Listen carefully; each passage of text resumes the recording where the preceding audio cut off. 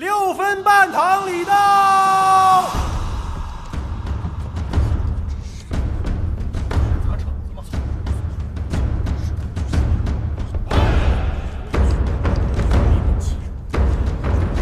终于来了。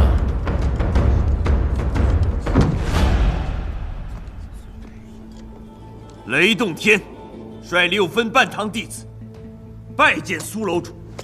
苏楼主雄才大略，6分半堂甘拜下风，我等愿意臣服。狄飞京为何不来啊？狄大堂主身体不适，这才叫我们来送个礼，道个贺。既然是恭贺，为何送口棺材啊？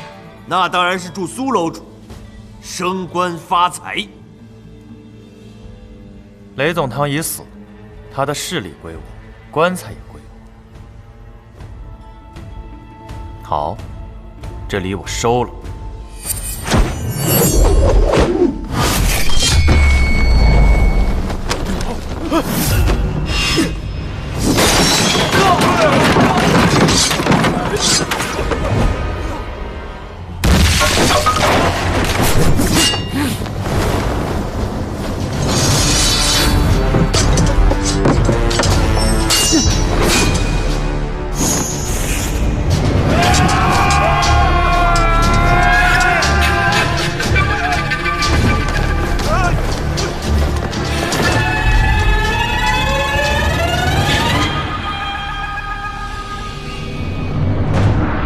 喝庆功酒，不忘带杀人刀。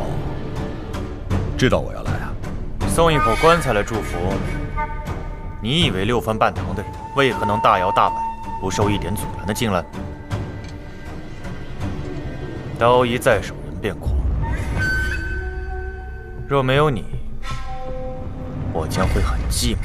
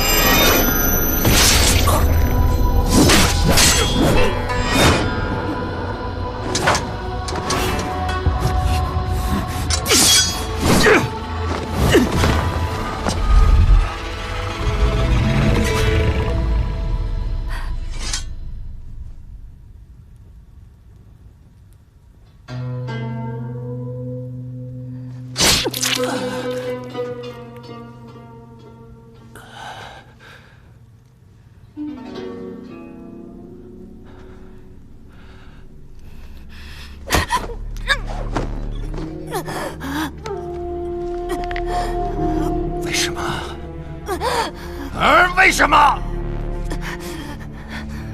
当年我为了活命，当着你的面亲手杀了我父亲。我留着这条命，就是为了能够亲手杀了你。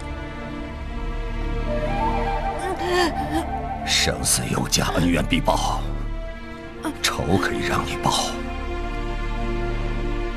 取我这条命，你不够资格。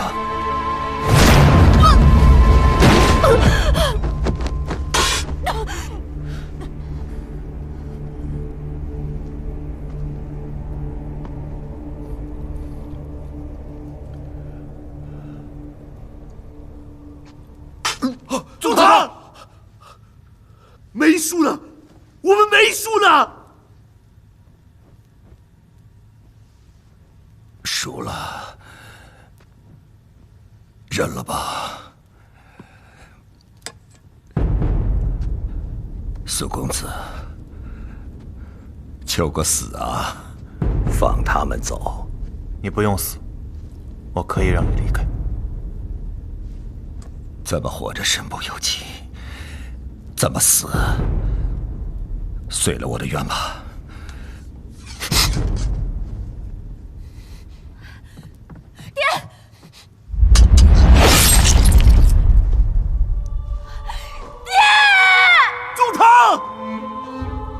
祖堂，我不会败死的。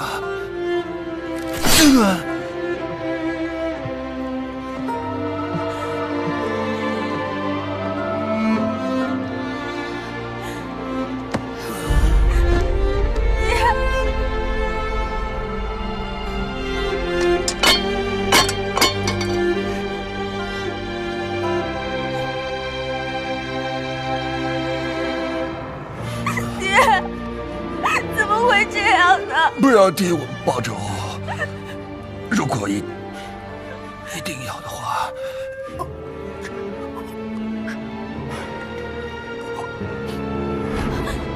爹，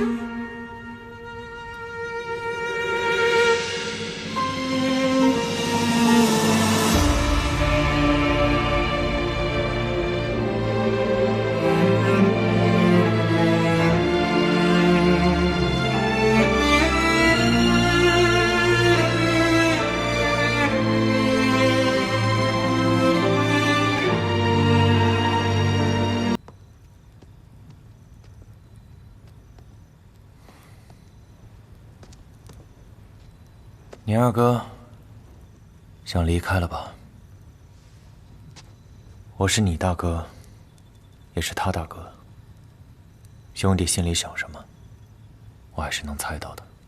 就算二哥他要走，只是不在一起办事情而已。我们三个是兄弟，是一辈子的兄弟。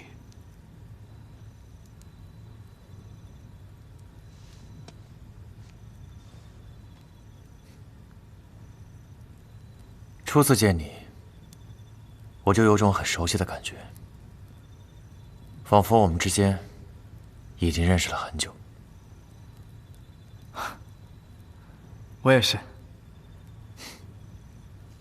那时候我刚从白须园下来，心里头只想着自由闯荡一下。用温柔的话讲，我就是个傻小子。你不傻，很多时候你只是在装傻。听大哥说这一番话，可是有事情明示我。我问你，接下来你想做什么？大哥，你应该知道，我亲生父母的死和有桥集团有关。雷隼已死，可他背后的人至今没有被揪出来。往大了说，我也想像大哥一样，为了江湖做一点事情；往小了说，我想到处去走走，总得有片自由的江湖吧。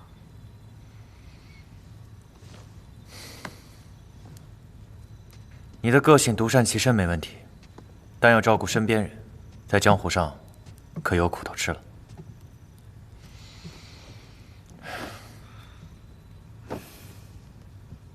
但若是你做了这个位置，任何事你想做，甚至你想查，自然就会有很多人帮你。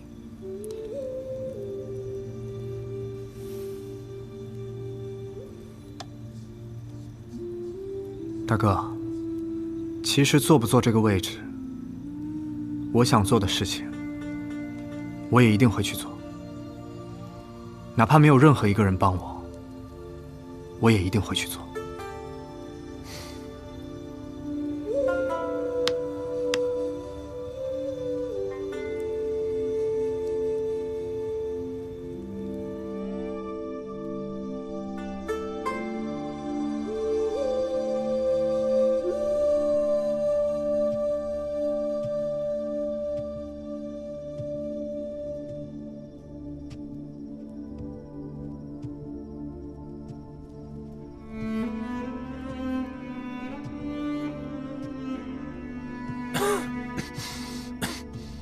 大哥，你受伤未愈，应该卧床休息啊。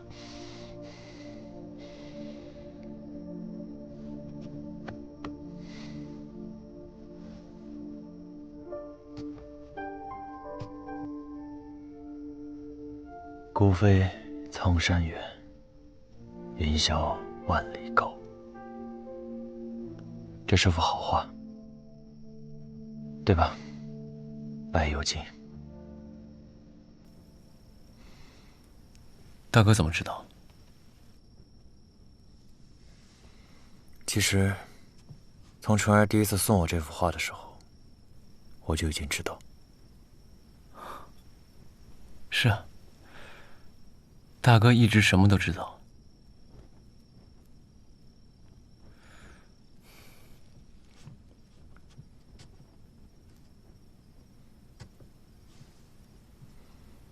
从前，我跟他每次见面都很难得，因为我们之间有跨不过去的阻碍。现在，他父亲不在了，我却失去了见他的资格。我倒希望我有资格向雷孙砍出那一刀。你总是心比天高。如今江湖上，地位和雷损相当的人已经没有几个。要不，你也砍我一刀？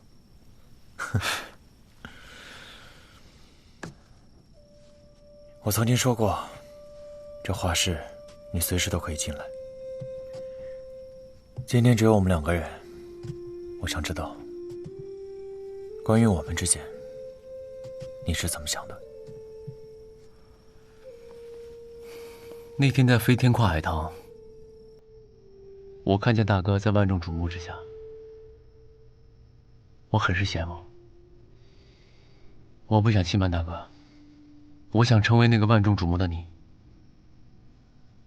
但清风细雨楼只能有一个你。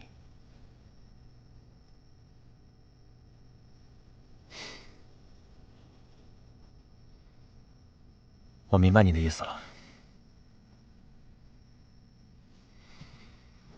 兄弟有鸿鹄之志，我不会阻拦。我尊重你的决定。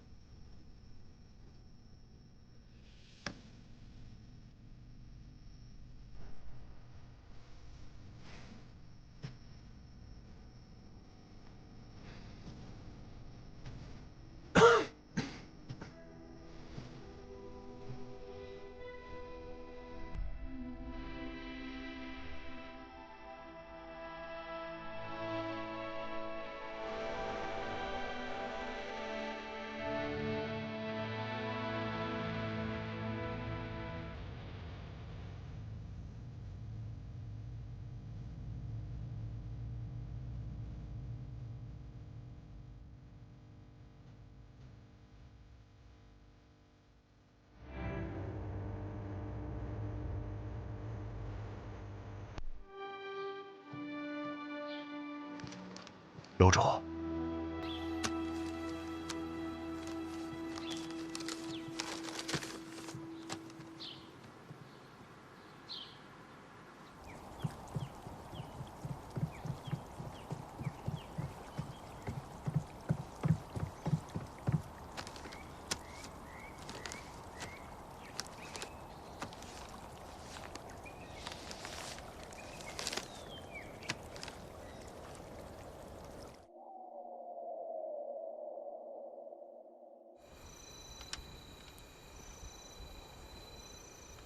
这把挽留剑是把单刃剑，是300年前一位铸剑大师所打造。这把剑锋利至极，他不小心用这把剑伤害到了自己心爱的人，悔恨一生。临死之前，他为挽留剑的一侧封了刃，希望后世人使用这把剑的时候，能有挽留之心。后来这把剑传到了我们自在门，我的师祖韦三清，底下有3个徒弟：诸葛神侯、袁13县，还有我师父天一居士。可他们3个都没能继承这把剑。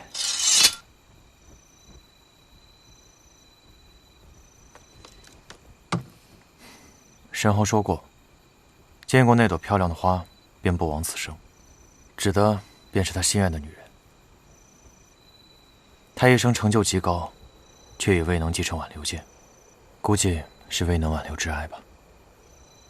江湖传言，袁13县是个输不起败不得的人。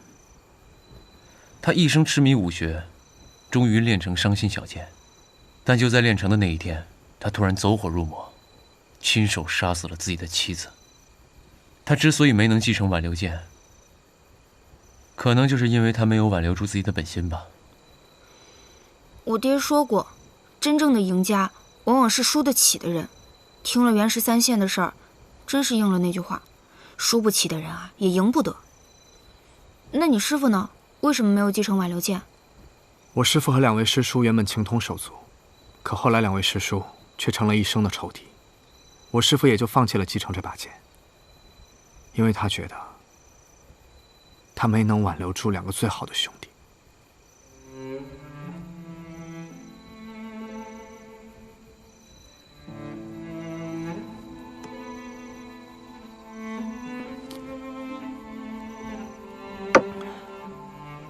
挽留天涯，挽留人，挽留岁月，挽留你。我是识挽留的人，我有挽留之心。我不想上一辈的遗憾在我们身上重演。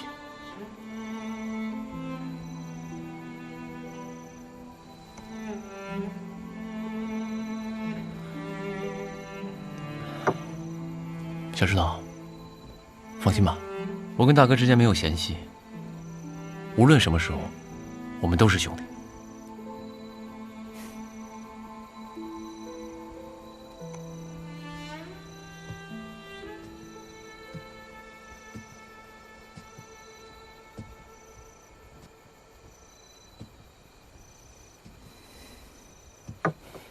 是我和小石头请纯姐姐来的。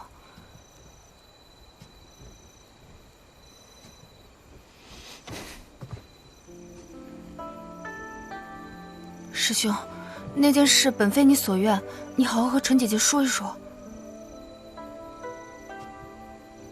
挽留剑的故事，王小石并没有讲完。有一个姑娘叫小静，她的父亲死在了诸葛身后和袁13县的联手之下。她为了离间2人，也为了报仇，嫁给了袁13县。这一嫁，不是爱，而是恨，痛苦了一生，最后死在了袁13县手里。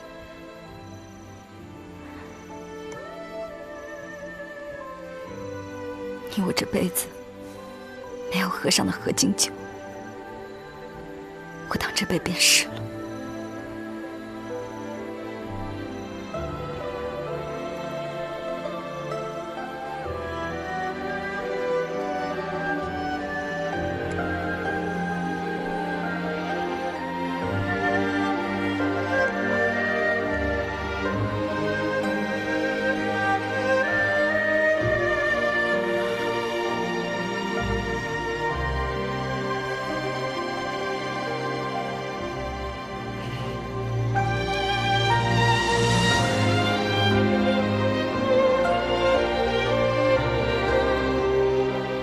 父亲这一生与金风细雨楼为敌，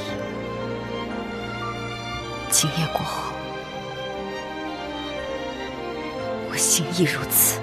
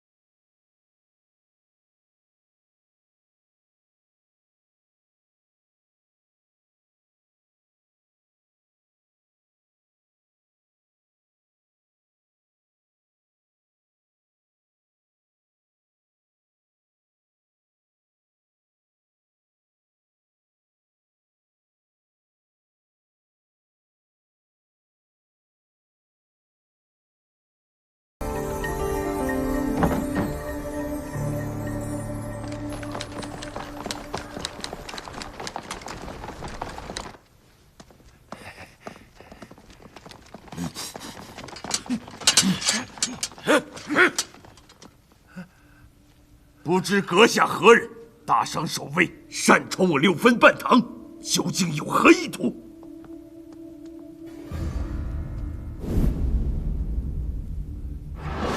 他们不知道我是谁，但你应该知道。把刀收起来。把刀收起来。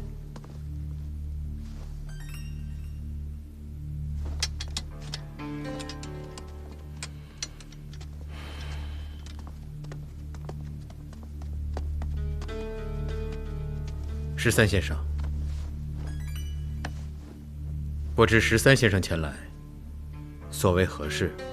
丞相令，雷损可以死，6分半堂不能乱。从今以后，6分半堂由我接管。他就是你们新的总堂主。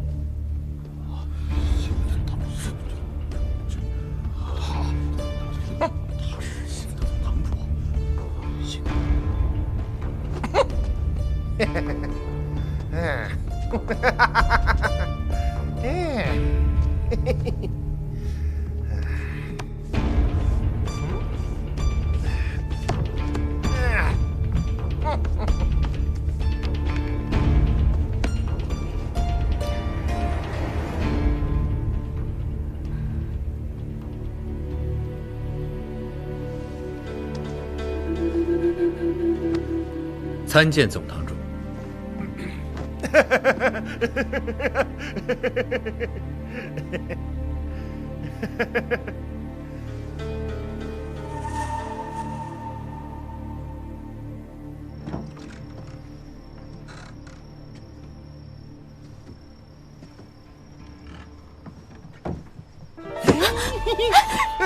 哎，你怎么在这里？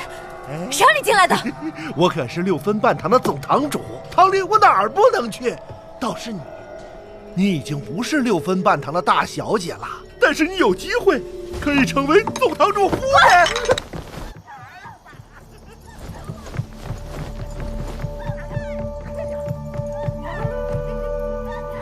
让开！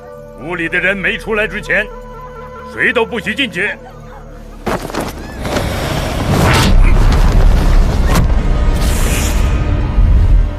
我说你不能过去，那你就在这儿等着。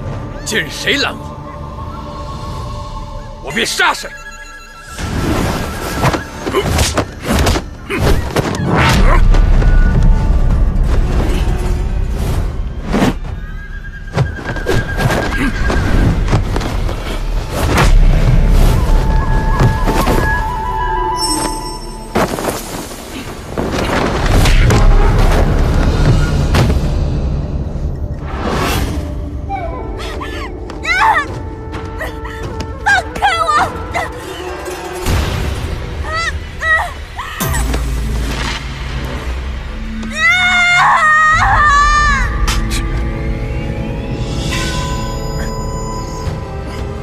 再动，我就杀死你！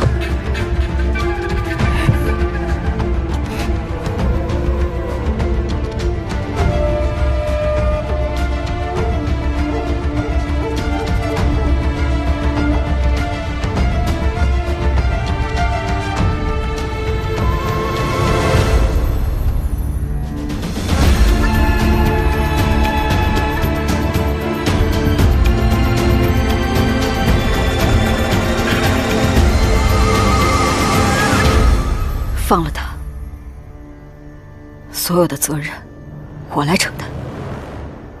责任？你有什么责任？我杀了你的人，你怎么会放过我？那个人本来就是送给你杀的，雷损废物，却生了你这么个好女儿。准备一下，明日跟我去见相爷。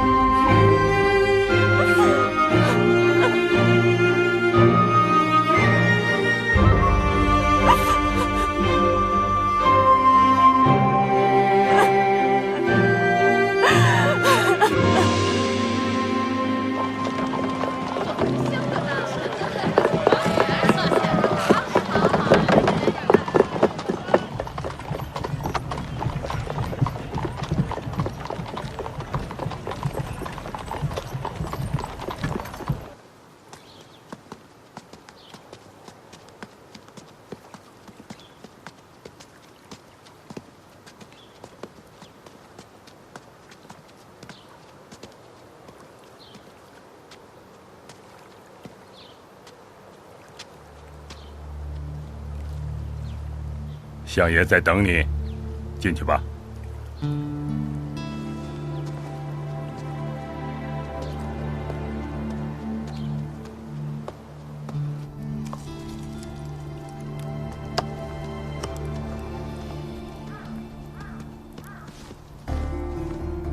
相爷，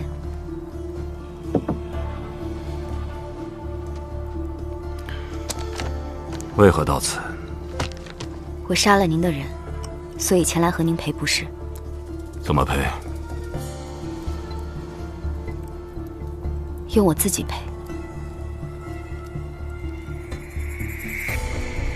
相爷需要的是一个能接管6分半堂的人，我可以做这个人。你想掌管6分半堂，野心不小啊。那你有这个本事吗？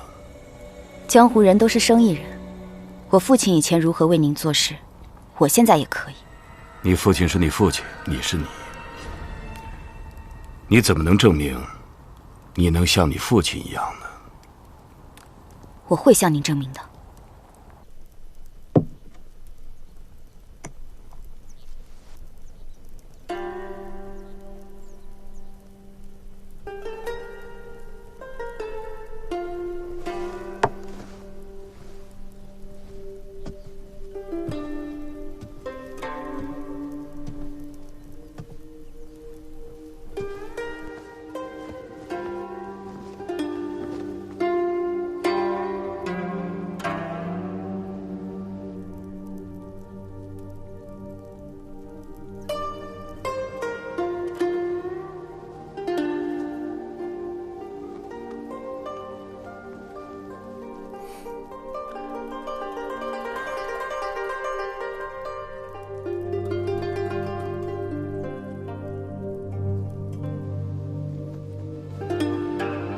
不要替我报仇，如果一定要的话，去找白愁妃，去找。爹，爹！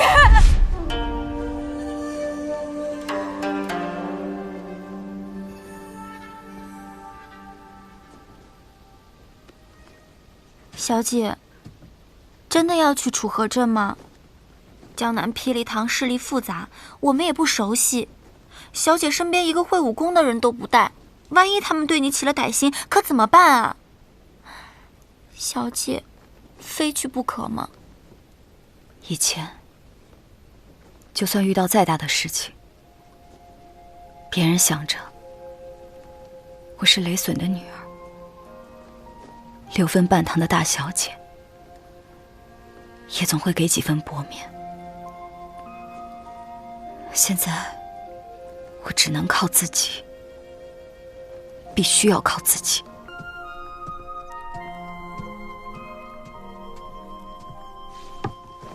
没有提前告知便前来拜访，还望没有打扰公子。不去守着你家小姐，到我这儿来干嘛？木儿此次前来是有一不情之请，还希望公子能够帮忙。自从总堂主走了以后，小姐一直忧心忡忡。她这几日想了许久，才终于下定决心要接掌6分半堂。但是小姐势单力薄，想要撑起现在的6分半堂没有那么容易。总堂主出身江南霹雳堂，小姐便打算收服这股势力，为6分半堂所用。小姐明日就要启程去楚河镇，此行凶险，身边又没有什么信得过的人。白公子，你可愿意同？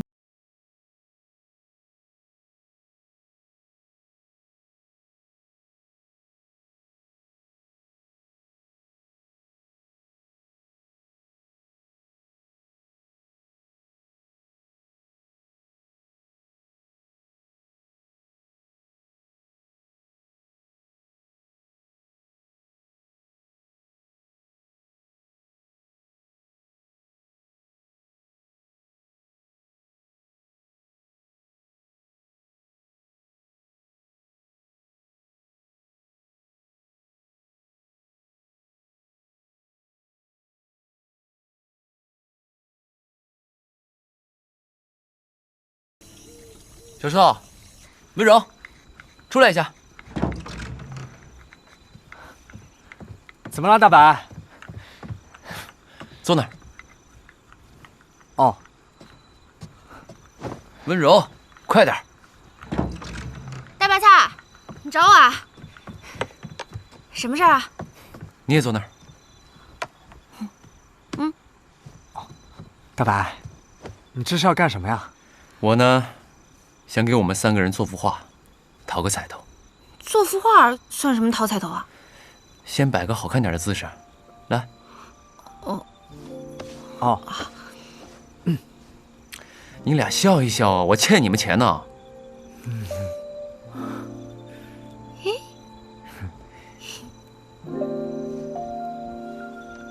大白，这是你第一次画我，好好画啊！别说话，别乱动。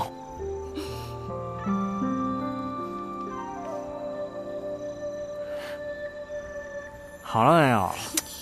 等会儿，我脸要烧焦了。忍一会儿。别笑。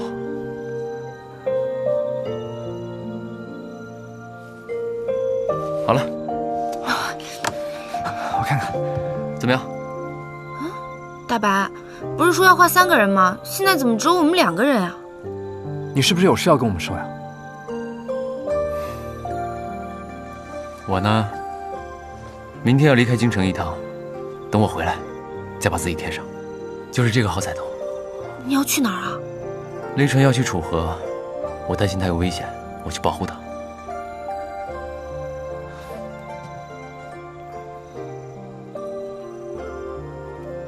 我知道他心里那个人不是我，但我就想护着他。那既然你决定了，就去做吧。有你在纯姐姐身边，我也放心。你可不要让别人欺负了她。还有，你也要照顾好自己。你要是受伤的话，我会受伤，都是我伤别人。就是，大白，那说好了啊，等你回来，一定要把这个补上。这个彩头好。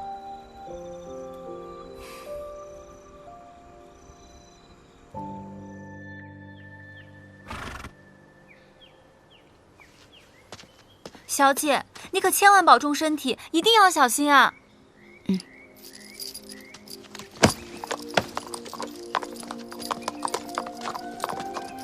撤。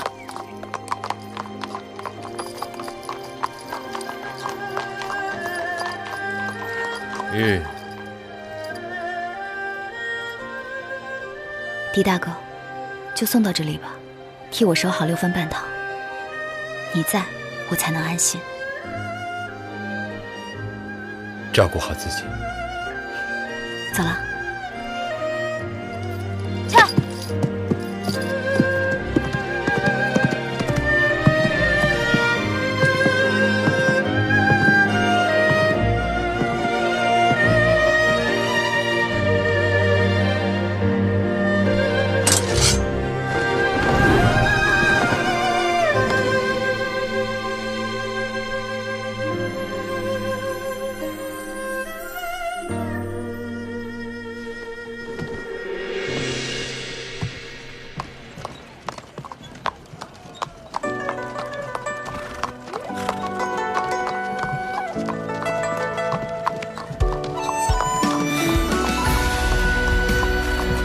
怎么，又要打断我腿啊？我这次离京可没瞒着你。我来是想告诉你，我和温柔在京城等你。你要是不回来，我们就追去天涯海角，打断你的腿。这酒呢，虽然不贵，但却很受欢迎，每日辰时不到就卖光了。我特意起个大早去给你买的，就当是送别礼了。置酒茶安道，同心与我为。谢谢你的酒。不过说回来，我们3个人认识这么久，我还是第一次走这么远。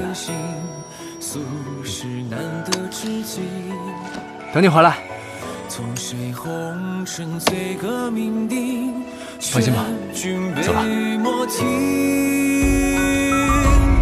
莫道不可追，天地间爱恨匆匆，不可追，青山外生死不由一梦。前路行云君同，菩萨母爱重重，曾携手破浪乘风。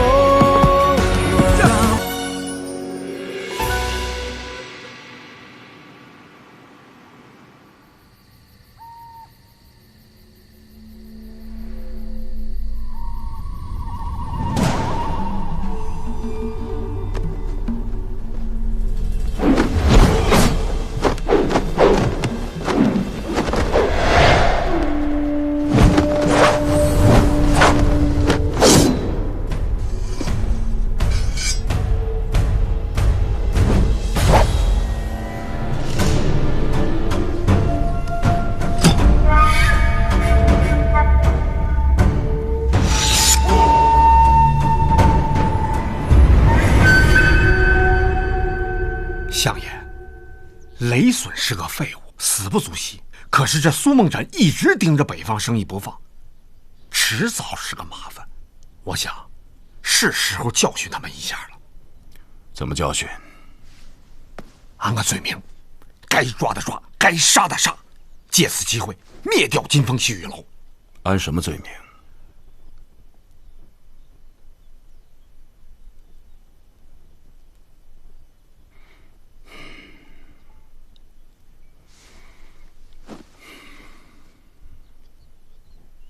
？13，以你看，你、诸葛，还有天一，你们3兄弟，谁高谁低啊？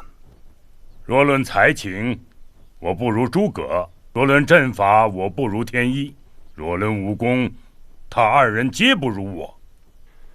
我听说，诸葛正我已经回来了。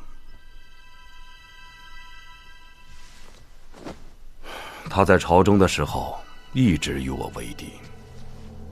下野了2年，我清静了2年。如今他又回来，我又开始头疼了。相爷的意思是让13先生去杀掉诸葛。世人皆知我跟相爷的关系，若是由我去杀诸葛，只会给相爷安上一个排除异己的罪名。13，你过来看看这些字，会不会想起来你一位老朋友啊？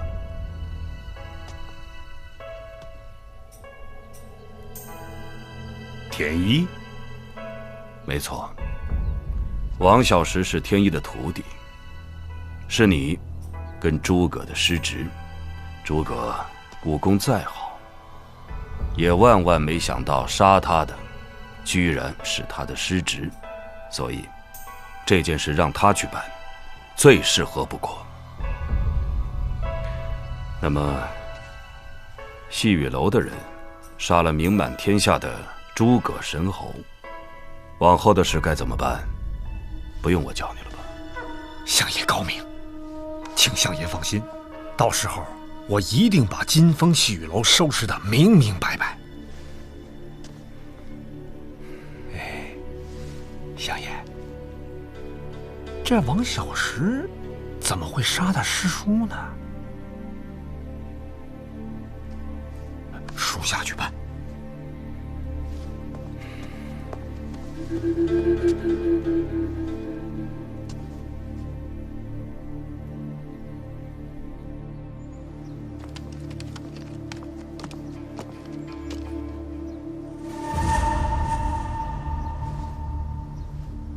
何人？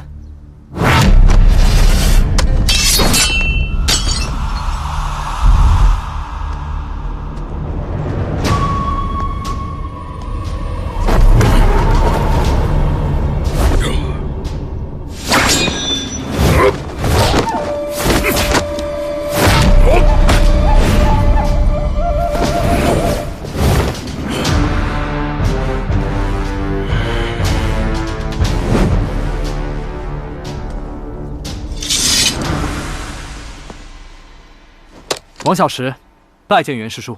你我从未见过面，你怎么知道我的身份？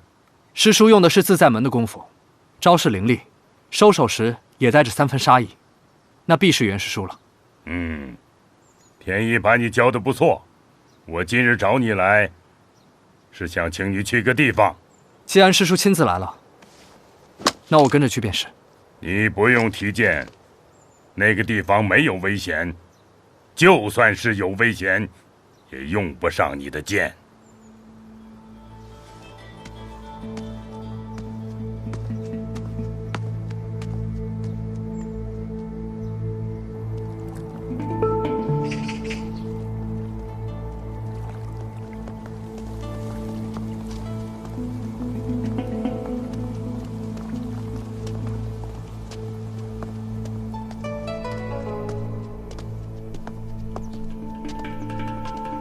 人来了。贵客登门，别来无恙啊。原来我师叔一直在为先生效力啊，晚辈见过先生。你师叔只是跟我是朋友，他不算是我的下属。先生今天邀请我来，是为何事啊？那天笔会我知道，你是懂字的。所以今天邀请你来，希望我们2个一起来欣赏一些字，大家讨论讨论吧。好，请。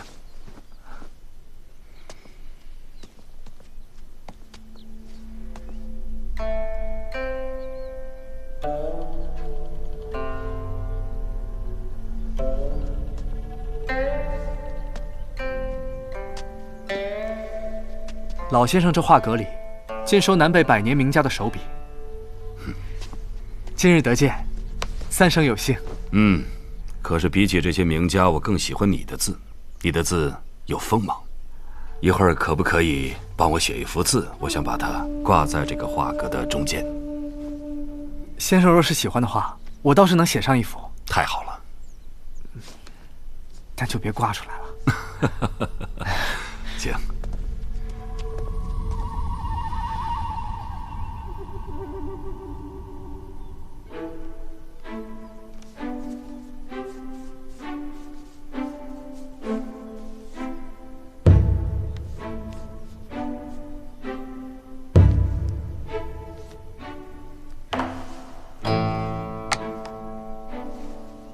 为何写这4个字啊？印绶为子，相印为皇，佩子怀皇，位极人臣。这4个字送给老先生，最为合适了。你怎么会知道我的身份的？在这皇家园林里能有这样的别院，可见先生的身份非同一般呐。还有刚才那幅李思训的山水图，是前朝宫中所藏，如今被官家赏赐给一个名臣。若说朝中身份显贵，而又精通书画之人，便只有一位。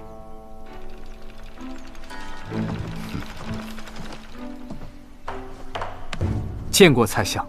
哎呀，年纪轻轻，能文能武，白须园里面的后人果然是凤凰之才。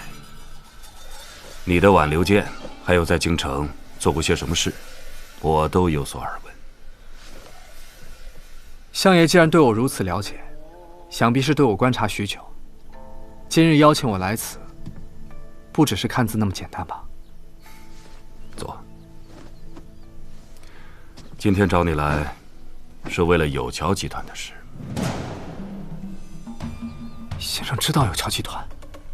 因为我留意江湖，当然知道有桥集团了。他们一直以来都不择手段去分割江湖上面的利益，他们杀害了很多江湖里面的同道。这个集团不倒下的话，他们会继续祸国殃民。我们一直都想铲除有桥集团，但他们实在隐藏得太深了，难以摸到门路。不止隐藏得太深，还位高权重。相爷，您是知道些什么吗？我听说，他们的首领是名震朝野的诸葛正我，也就是你的师叔。不可能，有桥集团的首领绝对不会是他的。我们只见过2次面，你不相信我是合理的。这样吧，我带你去见一个人。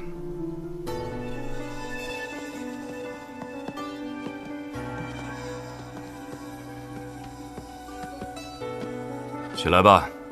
谢相爷。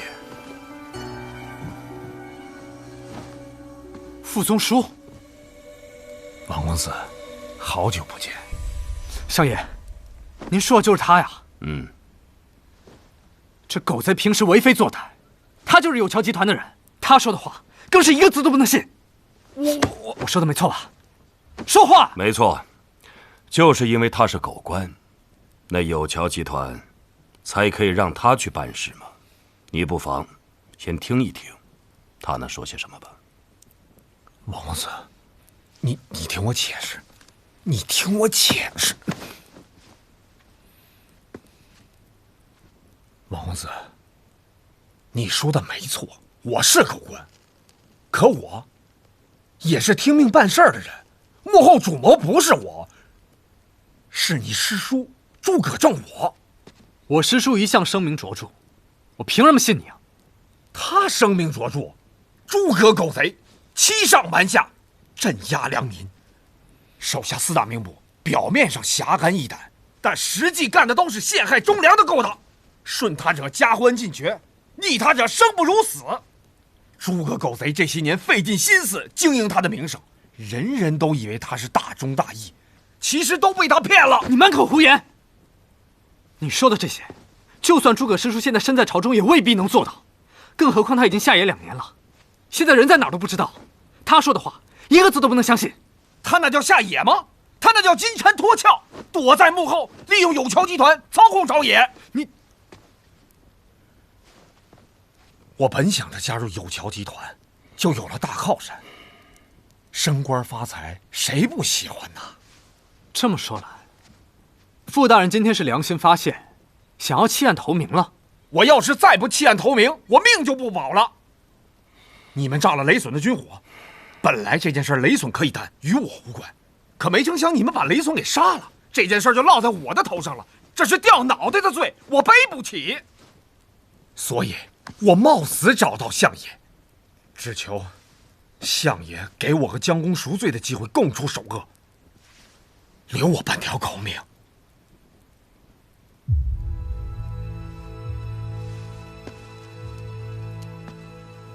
诸葛师叔一直是领兵之人，卖军火给辽人，自己打败仗，他能得到什么好处？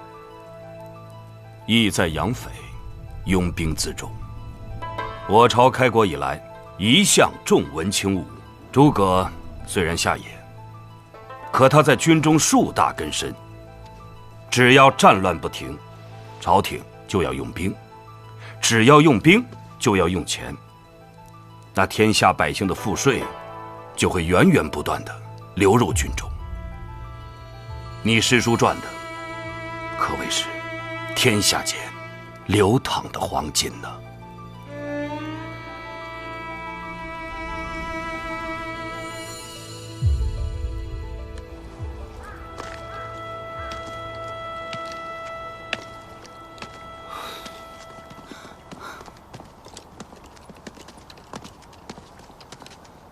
小石头，你去哪儿了？我找了好多地方都没有。我今天有些累了，先回去休息了。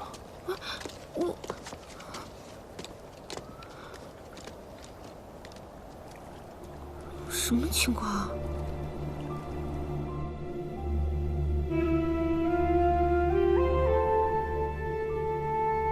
天下间流淌的黄金，就是这句话，傅宗书背后还隐藏着更大的任务。他那叫下野吗？他那叫金蝉脱壳，躲在幕后，利用有桥集团操控朝野。人都有两面，面对巨大的利益，圣人都难以自持。你从你师父那里听说的，是当年的诸葛。这么多年过去了，世事几番新，更别说是人心了。我所知道的诸葛师叔，虽是从我师父口中听来的，那你所说的诸葛正我，不也是从别人口中听来的吗？若是有证据的话，那就拿出来，别再枉费口舌了。立乎一何怒，复提一何苦。京郊一带的瓦子巷，便是诸葛党羽下的一处属地，耳闻不如一见。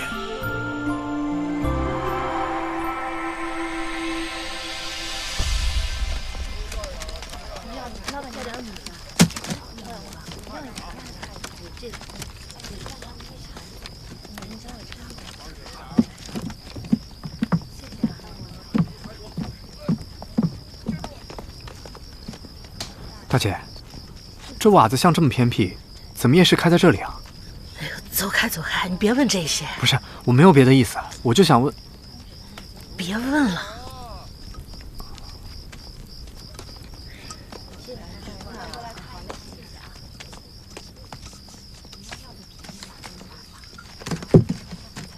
大叔啊，这瓦子巷的夜市怎么和城里面的夜市不一样啊？有什么不一样？就是瓦子巷穷呗。这穷不穷我倒看不出来，可你们这的每一个人都愁眉苦脸的。哎，明天又到月中了，又是抽行头的日子，谁还能嬉皮笑脸呢？朝廷本就有夏秋二税，其他杂所前都有一公示列明。你说的这抽行头又是其中哪一项？哪一项都不是。私税。这天子脚下谁敢收私税钱啊？哎呀，我也不敢说，你也别问了。没事啊，也不买东西，你赶紧走吧。那我还是买点东西吧，这样你好挣个钱。来，就这个吧，这个怎么卖？哎，小兄弟，请见谅，这件东西不能卖，这是我摊上最好的货色，不止我这儿，所有的摊位上最好的东西呀，都是留给那个人的。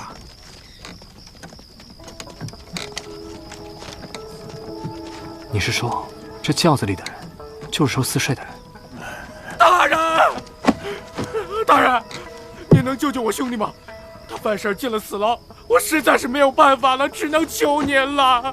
从死牢里捞个人倒是不难，不过捞出来以后，命可就不归他自己了呀。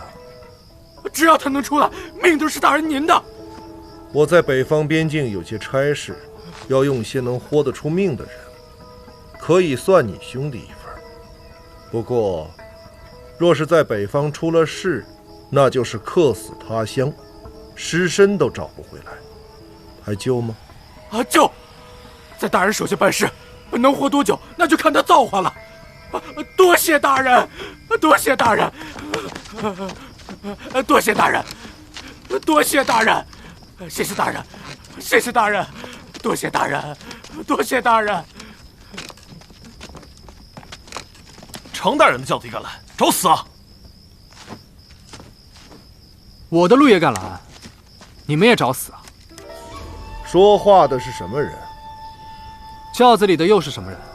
你可知拦路未必会死，可说错话也未必能活。若任你这样的人在京城里胡作非为、目无法纪，那我这刑部班房的道行可算是白修一场。刑部班房又如何？拿人归案总得有理由，杀人治罪也总得有赃证。难不成我这买一酒壶能犯死罪啊？好，很好。这件事我总会办出个起落来，阁下最好警醒些。有劳您费心了。走。谢谢大人，谢谢大人，谢谢大人。大叔，那轿子里的是什么人？这位公子，您得罪的这位可是4大名捕之首6扇门里的无情大人呐，以后可得当心点了啊！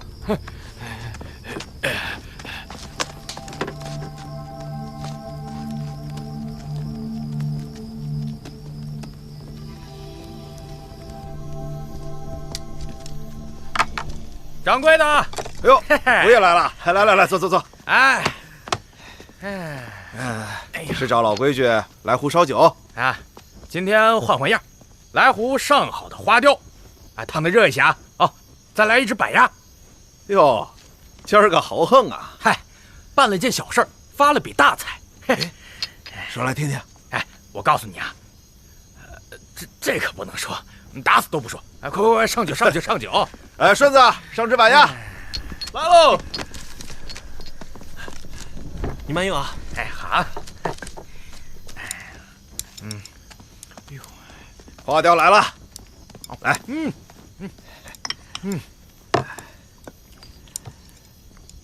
哎，您尝尝。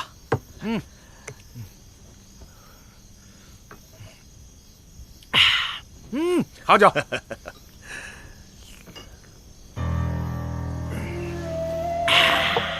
好，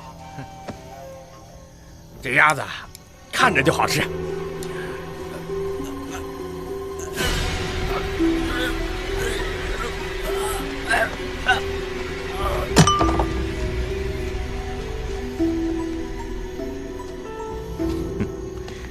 上面说了，这瓦子巷的戏还得再演几天，以保万全。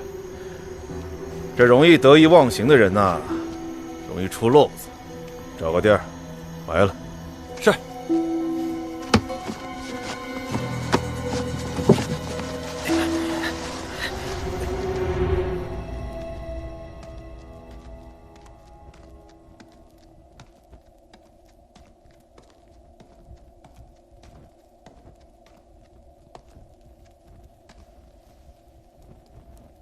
狄大堂主能带来我要的消息吗？我等这个消息很久了。那要看你想知道些什么。我想先知道你是不是有桥集团的人。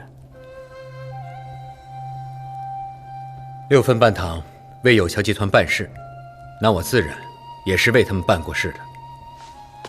有桥集团等级森严，像副总书雷总堂这种地位的，才称得上在位者。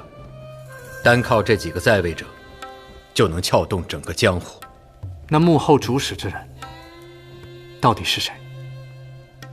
王小石，我要提醒你，想对付有桥集团，是要付出身家性命的。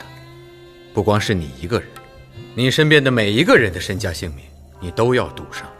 他们的探子无处不在，杀手也无处不在。你甚至不会知道，你说的哪一句话会传到他们的耳朵里。你更不会知道，你身边的哪一个人会是他们的人。很早之前我就说过了，有些事总要有人来做。你追查到现在这个地步，想必对幕后之人的身份心中已经有了猜测。佛前不打诳语，我在这里写下一个字，如果这个字跟你心里面想的一样，那便是他了。